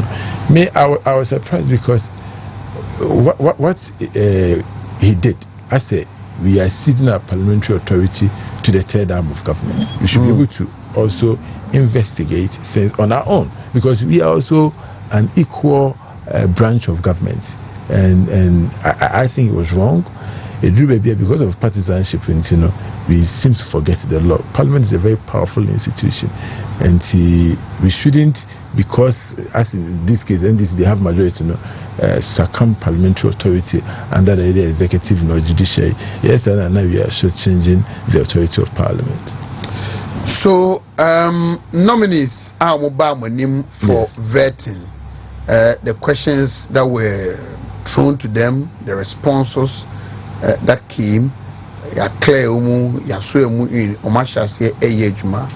how do you see the quality of the human resource who are going to serve as ministers and deputy ministers of state in the next 4 years? That's a very tough one to say. Some of them didn't answer the questions the way we wanted. The chairman actually protected them. In terms of, that's what you see. Yes, of course. Clear example. From responding to some questions. Yes. Miami professor, Dr. Ini, he taught me, a very good friend. I asked him a question about company I know representing just before NPP, after NPP lost election, Omar filed over $300 million claim against government. On an lawyer, on what letters in the Attorney General. And I say, Obey Attorney General, Omar filed case, our Attorney General, and also defended. So when I asked him the questions, now $300 million, over $300 million against the Republic. So I told him clearly that it will be conflict of interest to represent the Republic, because what put you all the documents together. So I asked him a question that, do you believe in the propriety of this case against the government? Well, I'm not answer question. And for me, that would have been very important. So to me, Ghana for because a case no file, he doesn't believe in the propriety of that case. That would be one answer. With me, because he will believe in their case against the government. So another angle. He didn't let me answer. So in terms of Oman says, for me, a be answer questions near a be so dear Oman answer questions near. And media, I believe that going forward, if I had my way, we have to change the format. Say, corner say because I see what 3 questions. One here now could be saying about Dine Crown and Shaman because that's also a question. So I believe that I see a useful time. So okay, maybe you have 10 minutes. If you can ask 10 questions within the 10 minutes, you ask. I believe that we should do that. And more information from the people. Look, and yet very young name say Sam George all right. And for me, those were telling moments. And Obia wono Wontumi fly say every man to be a for close to a year. Yeah. Now kwabrichi now kusiaje. One of the things he said whether he had the authority of the speaker today, because he had absented himself so many times from Parliament. You are going there to represent your people. Now, Bosumi be out here at school. How do you represent your people of Pram? So those were the questions. We could get to Abrakwa. And my young say, Sikaniti son was so high dying, $8,000 a month. These were issues that came out from the vetting. In other jurisdictions, there would have been disqualified. Say a near documents or yes, or presenting one farmer. So and it has ended there, just like that. That's a sad thing. Mutual report, and after we all demanded those things. Say one farmer, we cannot go on, but more numbers. More numbers. So when they have the numbers, they can do anything. And NPP for a fair be any abre. That was more trouble. And more these huge numbers in Parliament, and they can do anything. Some joy. And near more cars will be one farmer or be country Ghana for. So we should begin to hold them accountable. And they started to say, I say, why now could see what be Ghana for any more for Bible. As well as kind of correct. Now, so the name I say, should form the basis of approval and one farmer. You shouldn't, in any serious public, these guys shouldn't be occupying the positions they are occupying. Great. I was for mene lawyer John Darko, MP for Swami. And Edin Komo earlier on what Dr. Solomon Kwati Fukunka, senior lecturer Kumase Technical University, and Afi Wache Albert Fuku on also Kokope MP Edin Kantin Kwati and Kone colleague MP and it to announce no one home into a core primaries no away. Ebia obesa could be that chain. No, but me encourage you know say you shouldn't forget say the fact that you've lost one doesn't mean the end of the road. Just like yourself. Yes. You lost one. Oh yeah, in fact, this is my third attempt. The third attempt. Okoba akuna ba kudu kwam no san ye. Ba san ya mama nko. So we do have mama nko.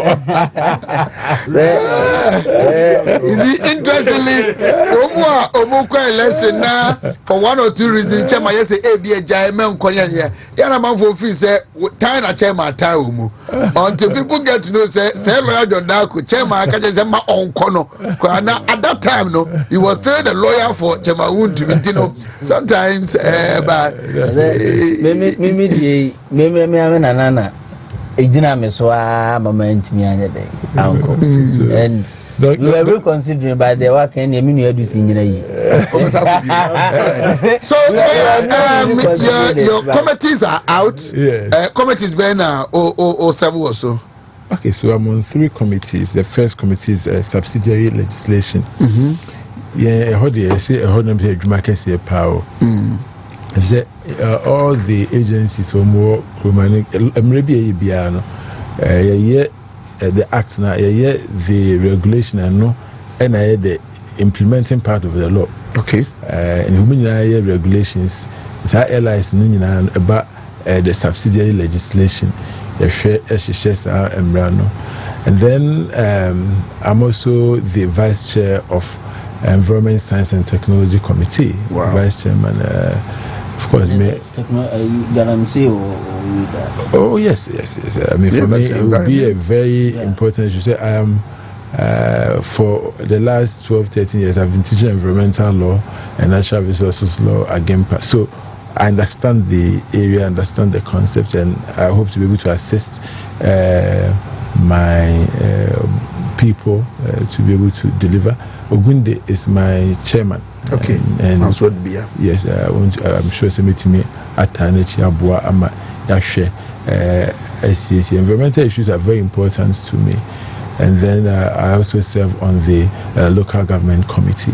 Okay. Into 3 committees. Science and technology. Yes. Me relating to Swami. Yes. Magazine. Yes. And how you're going to use your membership, on that committee, yes, to change the story. Yes. Swami. Yes. So I have a statement ready. I'm a dear call the office of the speaker on the effect of electric vehicles on Swami magazine, the importation of electric vehicles. So that's science and technology, because in my case, a bit minyakakra Swami magazine. Swami magazine. Nipa ye adwuma dodo na maybe 60% the engine adwuma no mo ye. They say with all the importation of electric vehicles, what is going to happen to them? Omodwuma no omo ye pistons, omo ye me friend say pump, omo ye engine block ho adwuma, omo ye engine ho adwuma, the combustion engine part nyina with the influx of electric vehicles. And so it's something I'm worried about, and I'm trying to engage the attention of the country. So I'm finding, because some magazine as the head of this institution across the country, I'm told about 1 million people. Now, if in the next 10-15 years we are going to stop using these vehicles, so for me, that's one area we need to find a solution to. But again, like you said, science and technology means that with this in mind, we need to train our people to also handle other parts of vehicle. What happens to say a say, look, you see, instead say be a the train say be engineering starting manufacturing. Cars, there are so many parts of cars. We engineer free or cry. You beat me, I can see yeah. And I was telling a sister radio station, say, what did he say? I said, okay, yeah, the bear rim on Kwan, it take all attention. Say, you import, yeah, rim near, yeah, they are across West Africa. They import any rim into the country. It will change our story. What if we decide, say boats and not CBA, and even car, no bonnet, yes, no, you see a specialized or what, so that years down the line there will still be jobs, because I'm worried that say in our lifetime some magazine will collapse, and that's my worry. So I'll bring it up in our committees and engage the right people to see how best we can train our people so there will still be jobs and employment, because my conscience in the Paduna me free until so. Right. Maybe I will engage you on your appointment as the legal counsel for the minority. Sure. And then we go back home, some constituency, 2 months. What are you doing there? But I want to introduce Dr. Foucault into this conversation. On all lecture at a technical university in the Medina Koswame. Now, from your committee, science and environment technology. Now, or a technical university lecturer. Phasing out these vehicles, and then with the introduction of electric vehicles, the focus was a consultant. What would you advise? How should they prepare themselves to meet the change urban, so that they will not remain redundant and lose jobs? And you free consultation. No, you see, also technology transfer there. But the more you respect honorable, I say, brand be on the resource placing through the diabetes from currently, and yes, no matter what they do, a time they come and they will face out. A time will come and where they'll be faced out. There's all my a train. The new waves in urban. Also, the computer specialist. So, what's the first from my Zoom? I'm going to be a computer specialist. Computer castle. So, injectors not from Canina, if you. This is not one who sees us on one or the a time will come on. You may be out of job. In the restaurant. Omo update omo nanya omo ankasa no they cannot do it on their own. You know, all of we are foresighted person of the head obetime ladies are we know ama ebia obenyanko who free Japan obenyanko who free aba abe workshop kakra mo na omo upgrade omo any boys ni bi kutipita ni marketing kitibi o de kan ko on dia se omo say a detective from a bit detective bi also medumo no. That's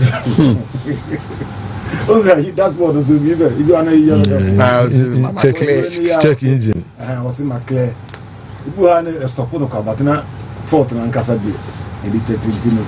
Signing money in idea. I don't say, spend it time. A more. No one says, I will almost say, Lucian Newton. We will how cut dang.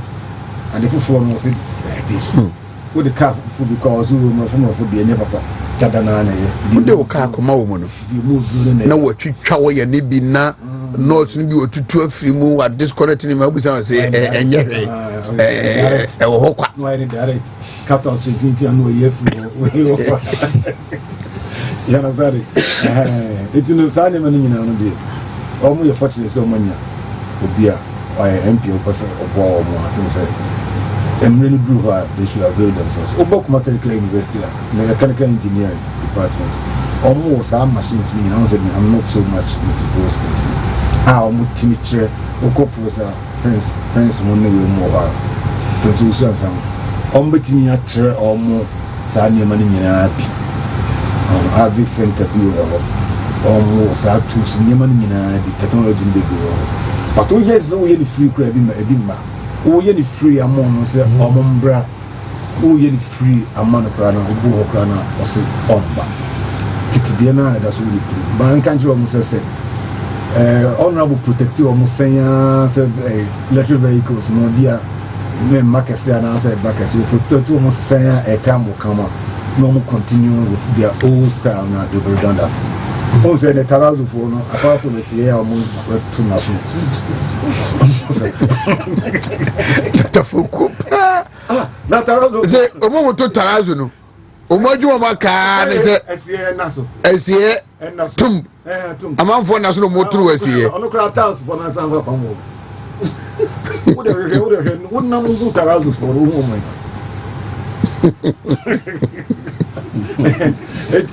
any obi na be pamo by time will come wa na wo kra ni ma wo use the way we consult here no first personality but so wa update who want to say you don't got to BBC pride the anyone at least you should be good to you have to be compliance in the country almost say almost available himself na omunjai division ma is go ko division war camp bear 5,000 camp bear 5,000 some the other be who camp bear 5,000 mafia for na so for we are the papa crime will be no be so gina work different thing but they should come together. You should rally behind them, or because of making and clear up so they should support him. They should support him. Foko. Yeah. She said, "Yeah, Amaba here. One of the major legs are part no Ejinasu. The mighty 88 in Parliament."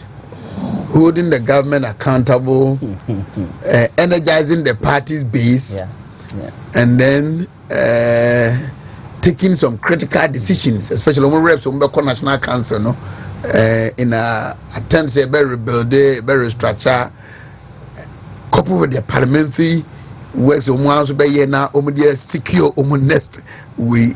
How do you see that responsibility? I think they are really carrying themselves. Somebody like Honorable Dapo say, "Ote nipa obeshe ni shoe na, may not know him mobile." Because somebody with such huge experience, contribution to our fourth republic parliament. Now, Baba say the shoe no. One, the way I'm using is he going to have the same stability a man they enjoy, you know? Because here. You see, Casa, Minipa may admire Mopa because they know a static political communication in Tiamuna near the statue. The Bribois and Tre near Bronya near Diano, okay, Camua, about her, Obizo Furiata, and Papa Muno, who blew to me Geopolitics, while Brown can be a mere admire. So, watching him from afar, my head press conference being near Diano, I think I really admire him from afar and on they also be supporting obey Napu. They are really demonstrate some way the legal brains they say, and I think we should do everything to contribute to protect them. No munya almost stability, no more fun contributing.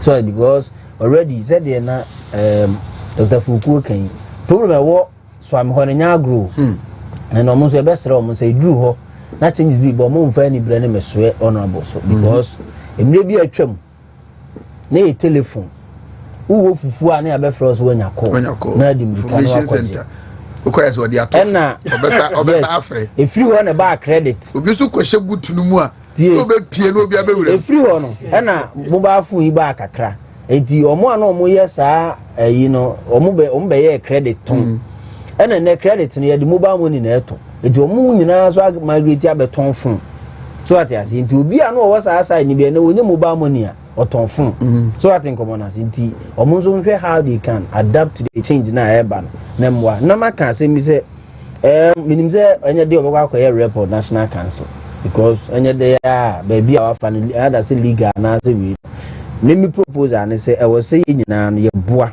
na stability bi eba ye primaries no so dey be am bet because say omo dem say adwuna omo adwuna omo next primary so so at as me hu ni say enema miensa na edi nya onabo moko ayi ana mo so maye and ebe protect me ebe boa mo so mbe so mo ba on board nyina so etimi aba one say the current number na money easy for people who have the pocket, but don't have the brain to execute the parliamentary job. No, 8 million. So the numbers must be increased. 2, the current structure of the party, you know, say, a lot of people feel neglected. A lot of people feel neglected. Aside 5 now meeting because we MP say ordinary member hoka now so na police station needs hoka. You choose your scale of preference. It means when you say expand it, you know, enko we. Aside that, Mr. Hun say you make sure say nipa you bet me do my board, they be recognize my mom, my bet to a benny, bet me a boama, at least a done bet to a banner, so be bit my happy nipa mom, bet to a banner. So, media na messages you say your current 5 no, you have at least 50.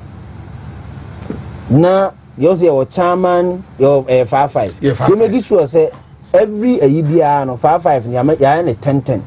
The idea make us say every polling station be nipa to about between 400 to 700 people. It is when the nipa 50 almost to abani bia. If you want more be after nipa 10 per krana, they can ship them to come and vote. So that is me argument and deba. Me the idea make us say. You see, say 50 now, a better thing. What the multiply the number of polling stations will be to me influence it. Nobody with deep pocket the bit my be influence it. A better strictly by brain. I dream out the better and the bit me a boy man ide. Ebe yin to kwana we because to abano ye ime free me old executive me ade ni nyina they can all become part of it. Now boama stability because party no a form near brother ebe boama obia ba be ye adwuma ni bi. The is all there. Instead of polling station membership, executive membership no any executive committees. So chairman has a committee of 10 people, secretary has a committee of 10 people, women organizer has a committee of 10 people, youth has a committee of 10 people. But you know we 50 no. We know 50 now near the executive project. Okay. Because almost no, I dey almost do no pa no and who Kumasi crowd there na home obo. We Kumasi no after primaries ni ato abana wi. And this is a home after primaries no. Now we say kwa pressure obekwa intermediate say say mu nyina mo from anu make sure say now you say when a minority no you say omumra nimni a say bibia when the need arise una ukudi animu na yako early days you kwa hunu akotia issue ablikuma no for the any so it is expected say and also will add up to the already huge responsibility or no. How did you receive the news and how are you preparing yourself to live to meet the expectation of the minority? Well, I think the first part, no, I received it with a lot of gratitude. Minority leader approaching me. I think no. A core Parliament for no. In his early days, he was made more or less a legal advisor to the caucus at the time, and he feels that he needed somebody like that in this Parliament. And he approached me. He said, I mean, I've been a practicing lawyer for the past 16 years. By our constitution, I'm actually eligible to be in the Supreme Court. So, in terms of the legal practice, by way of preparation, I have a very solid team. My own private firm is there that can support me. But our main job is actually advise or I should say, my main job is to advise the caucus on legal strategy and what to do legally. By way of going to court, parts, legal outfits, but we communicate. Legal outfits, the anymore, Gary, many didn't come on Akwatia, any all these. We all discuss legal strategy, and for me, it's just an honor to serve my party wholeheartedly in any form. I've been asked to do this, and I'm willing to do it. I want to believe, say, with any legal advice, the leadership should also take it and consider it. So that's what it is. It's a lot of job, but for me, and I'm grateful. Say the leader of the party in the house, and then your constituency, what to say? Very good. So Mama space kakra say okoye enchente jiwa home na after be 1 year ya shasia place course no me bab dan so apa ya kwan yensuo honorable yodum light no school fees when the Mama grace period be ana and I say you started experiencing the baptism of fire. Well, I mean, I would even call it baptism of fire. As part of the job, and I don't think that me here grace period we are per se. Once I was sworn in on the 9th of 7th January, and I was in Jumano Asha say, "Dear me to me, I have women Yanumbiano, Mayabua." I am limited because your party nearby my meet me or from but so far your tour berry. Me go so a concern I say me concern me answer me go so concern da wo mase so mo ba wantin be to aba man so every weekend be and every other weekend be no me wo concern ma me ko na me da wo mase me champagne for mo concern no modi nkomo and look adwuma as a parliamentary we dey say we betie unuanom how na solutions are no we dey aba like I said maybe for some time say need do light was so I have filed like I said I have filed a question to the Minister for Energy Obeba Bensa in the course of the week I believe Juma Mayor so far Nyamiadum atoyenchen bia NC consensus and I hope say e be NC so the bear I'll have to come down to help I did see I had dream back na eja I share wa magazine many all the MPs from Kumasi yakoho e kabo na efese eni nuanuma mo ehun aka adwam rekodi nkomo I'm still trying to look for where I bet me abeboa wo mo financially menya bibi amede be so betu abe support wo mo enti constituency has been good me the idea mesre me man for and say me nyina mo na keep constituency ni ye look and then I make no baby say ohwe enra na me na magazine ho from Matthias Elko post office na me do mo say windshield car windshield it seems say broken ones egu kwa ho bebrebe and I'm asking myself say I didn't hear my day we go obi na be adwuma no wa obi be share ne new one na old one ye ni nyina egu nchen egu kwa ho ye expect say aban na be be ye free ho meanwhile when why ye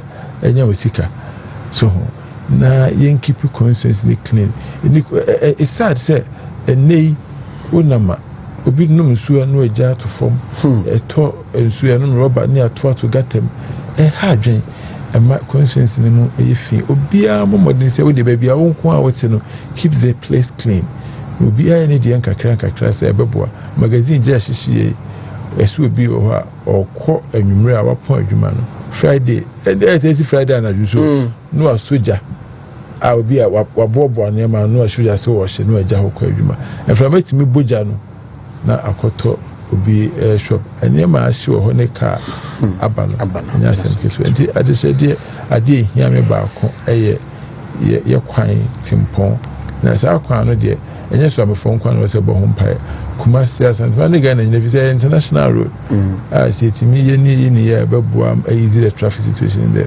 country many Minister for Roads Edinkomo Akache said the government is committed to finishing it. Are you expecting to hear from the 2025 budget an allocation to the Swami interchange and then ancillary roads are Akano? I am hoping for that, and I'm always saying that budget way I'll call it a successful budget if I know it's will address infrastructure deficit. Business Swami Kwai. I would say that the budget is successful if we are able to make provision if you find a way to fight galamsey, I'll call it a successful budget. Say Timibua $80 so must see the need stable because many most of magazine be important and you know idea say it's me now I must see the need stable. I also call it a successful budget. The idea to make a provision for stabilization of the food inflation, that the inflation will be stabilized. We don't want up and down, so the food prices will be stabilized. If we're able to do these things in the budget, I'll call it a successful budget. But look, we are yet to see. So interchange must be completed. Now, any traffic situation in free Krumah. Me, I'm worried. I always say I'm worried because me share a name across where memo. Now, President Ba deliver a State of the Nation address. One of the policies say, "Ebema Okada ebe legalize." And when I was speaking on Friday, me busano on the floor. Me busano say, "To ebema ne ma radio Okada so ma ko school, ma ju so ba be Okada like this." Kusko be Okada. But this is what they are pushing these young men to do. We really need to find a better way of creating employment in this country than these knee-jerk, reactions. Budgets need to share anymore. I hope, my hope really is that look, we need to pray for them to succeed. By any when people need him say, even in their best, it will meet what we have done. And so we are praying and hoping that this government, President Mama, and these people will succeed. But I forgot the budget is coming tomorrow. The budget, and this is most of the time, so populist they do things to please their people. Until Neman can get you on Bayer, Ghana for be but in the long run, the albums are the nation. May say, Ombetimi Casso Muisa taxes in the Fronia, you muyi say, for taxes for Biama. Because I say, Opa say, over widen tax net. Now ye levy free. In who can first over widen tax net no Ghana has it. Because say he living there. Almost say, Ubia or we are now, Ubia Trebi. As I say, you free home we are. No, you say other top tax and one white tax in the free home we are. But they will come out. Says you're not in your society. So the society say workers' salary adjustment just 10%. 10%. Just 10%. Sir, you know, more union, leaders. No, I'm the just 10%. Will be a more 10%, but I'm more stressful. 10% will be around 25%. No, more complaining, but 10% will be by no more stressful. More no minimum what happened behind the scenes. The teacher union for the Musa Penny for the problem say Musa Ali Nikabono, Musa said didn't get 10%. Yes, you Musa and call from didn't get 10%. So now the 10% now in the financial space. A man a lot of breathing space. I don't come to my inflation crab form. I don't come to my inflation above form. It is a Obaki Canyon be a sacrifice and a Ghanaian workers no aye a diamano. Also inflation so some the three buffer the food inflation components and extra papa. It means strategy very good form. Amma kinky no say 7 cities no abba e be 3 cities. Because abba no twa import to the ani bebre e be go ha nanka ono no e be augment tama e ho ayedin. No could be so much time school for no fa de aka. Ti e how obetimi I'm going to supply nama stabilization etimi aba na ma hwe agri sector no so betimi the policy bi aba ama agri sector no arevampo ha me hona kosro say na omuka na we are here the galam say no is dangerous now is dangerous say you need kwa truck na dey your caterpillar say mbrana excavator kono say for tutu and for one day, for two, and it's dangerously. Now, can be me busa a ship dealer say, "Oh, this is wrong. Your demonstration, bio." Well, So it's on Ghana shapes. On can't was in that professor is a jump. On can't was in. And I read the ship. No, she was. What can she be? You got to pure from ship dealer. So go back to the na honorable mayor. My expectation is my son. One, bezemi hunu. What sikana one appropriate one a year omadi no. Size sikana I think that was budgeted for. Inti, what is he going to use that money for? And Grana was sure was say obi to your first year in a moment. When yes he came to your mother sutifino. Says he can what is he going to use for? Purpose no the best budget is it more valuable than or more I cycle my what nephew and ask or more money yes he can put you. I'm looking at that. The second idea I may hear e-levy, COVID, and a betting tax. What is he going to do with it? Me I heard definitely to make us make you feel. Me I heard baby or so what you say? Second, a gentleman say me a graduate unemployed. I do not may I go for near man and clear port more. We are finding near mamma would be a send there be yammer. Ye share a near ma or the big walk or porter. On the quad J a entry. Stay about 17 taxes and NBP edging. So 17 no, they say or manaka 5 and 3 and 2 and but that's what in common as and no na media ye bomb pie say or the beba ope or say Wontumi taxa and fast for evans ebema importers one hard warm ama honorable constituency massive way but me I say omo importing near ma papa ye kojo kefu sumone people bi omo no omo ye major importers in this country say ye oil bibia so what I say nti ye hwe e hono no owia say Wednesday wa ye quiet krum he ya ye hwe omo mo fidie so ewia ne asa be hwe say the okan ne say no ye no na afia de ye so aye de atu yi Lord yeah but sorry minim de obeka twato say over budget ne kakra and I say is there any other issue no the measure but bishop Musa say Ablekumano what has the EC told more minority no about it Ablekumano the question Ablekuma what we the EC has told us we here security no more the aqua county at the end of I don't parry to Koyana well, I see. It's become such a major issue. I remember I said one time in Parliament, the majority leader I said they would take it up. And Wakachi Oba no be report we said the executives will be providing security and electoral commission in Ejuma. Results no money say in favor into no more but I think that the electoral commission must find a way to get this thing out of the way. They make a try to apply your party who has it's a party no and no idea or senior making sure say a bisumi ya kokon akudi and kugo. Oh, it's not lost.